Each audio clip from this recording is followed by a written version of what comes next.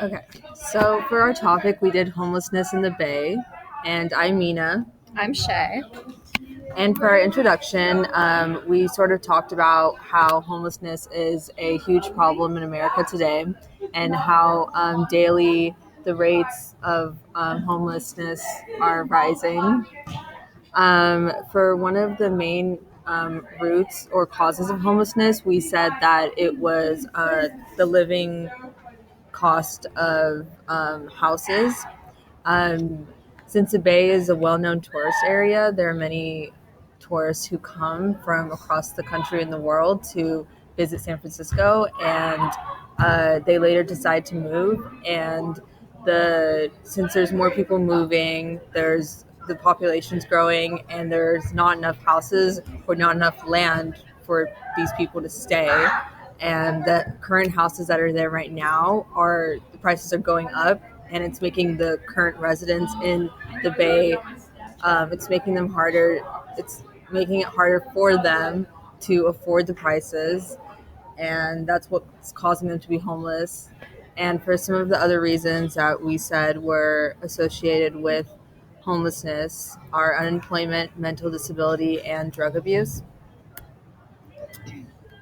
So for the experience, here's a picture of someone who is homeless,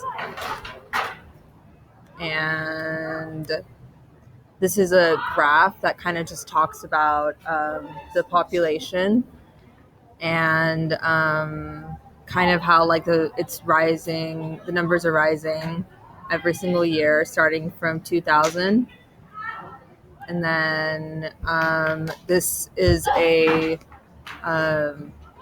pie chart on monthly spending in San Francisco, and 39% of monthly spending is on shelter. Okay, so some facts. 1,441 of youth, which are ages between 18 and 24, are either sleeping on the streets or in shelters on any given night, and 20% of youth between ages 18 and 24 are part of the population of homeless people in San Francisco. And these children have a high chance of becoming homeless or abusing substances. And TAY, which stands for Transitional Age Youth, have more than double the rate of HIV/AIDS than their older homeless peers. And 40% of San Francisco's homeless youth have not completed high school or obtained a GED. And over the past 20 years, the city has only made available space of 1,500 units annually, which is not much, honestly, when you think about it. And so for our experience, we introduced the topic again of homelessness, but we focused more on the youth. And for our first story, we talked about a girl named Daisy. She's an 18-year-old, and she she ever since she was younger, she constantly moved around to different homes, and she never really had a stable house of her own. And however, she was still able to continue her education and maintain a job. She attended a community college, and even though she went to school and worked, she still couldn't come up with enough money to buy a house of her own, which kind of shows that even though someone can go to school and work, they still wouldn't be able to find a home of their own, which isn't really fair. And and then we sort of talked about how this problem is affecting the youth, and it's not really fair because the youth, they are our future, and if they don't have a stable place to live, how they don't prioritize their education over where they get their next meal or where they're going to sleep that night. They don't really have that motivation to do well in school and to get an education, which should be their main priority. They shouldn't have to focus on these other things because it isn't really fair to them. And this might not be affecting us right now, but it's going to affect us later on, because they won't be educated and they're going to have to suffer for the rest of their lives, which is not really fair. And then we talked about Bevan Duffy, who he's a director of this organization in San Francisco, which provides homeless people with housing opportunities. And he said for a young person, having an extended period of homelessness is really going to relegate them to a bleaker future. So kind of like how they won't have any opportunities. Their future's already determined by the fact that they just don't have a house to live. And then we talked about another girl. Her name was Taylor. She's 24, and she said something that like really stood out to us. I have to be housed in order to feel like I can do something with my life.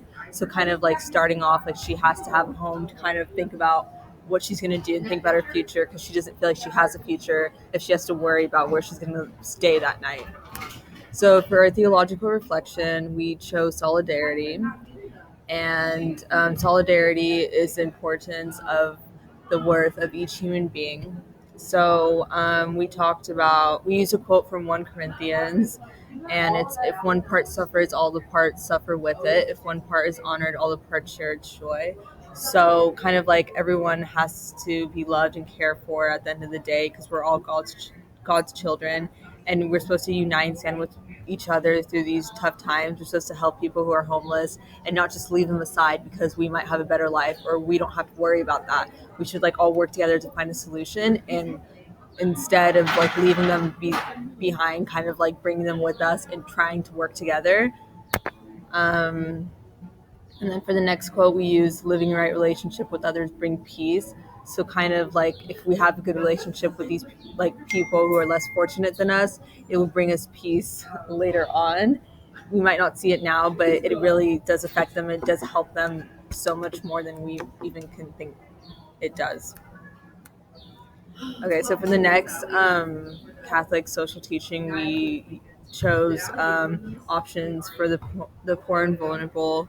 And we chose this because since our topic is homelessness, they are considered, you know, the poor. So we sort of talked about the socioeconomic classes that are in our society, even though we might not see it, but everyone is kind of divided by how much income they make annually. So obviously, homeless people are at the bottom of that scale, and it's not really fair to them, and we shouldn't oppress them because of that. It's not something that they chose for themselves, and that's why we use a quote from Exodus: "You shall not oppress the poor, vulnerable. God will hear their cry." So kind of like we shouldn't leave them behind once again, and we shouldn't like look down upon them just because they're homeless. And then the next quote we used was, Jesus proclaims his mission to bring good news to the poor and oppressed. Kind of like God's always there for them. Even though they're going through these tough times, we should be a reflection of God, and by helping them. And yeah. Okay. Um, okay, so for the social action, I found a site on, called a SF Homelessness Project, and it's basically like these group of people who've come together to find solutions. And like one thing that really stood out to me was their main thing was like media. And like honestly, like when I read that, I kind of was like, how is that supposed to help, homeless people? Like that doesn't really, that's not really a good solution. But like when I read more about it, like media is a powerful like source, because most people in San Francisco or even around the nation or even around the world don't like know about this problem, how like much of an impact it's making on the city and on our nation.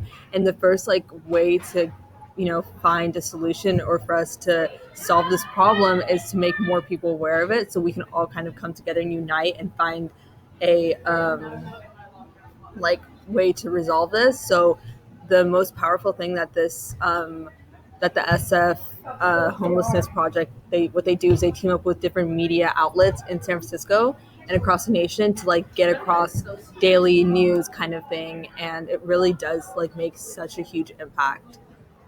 So yeah.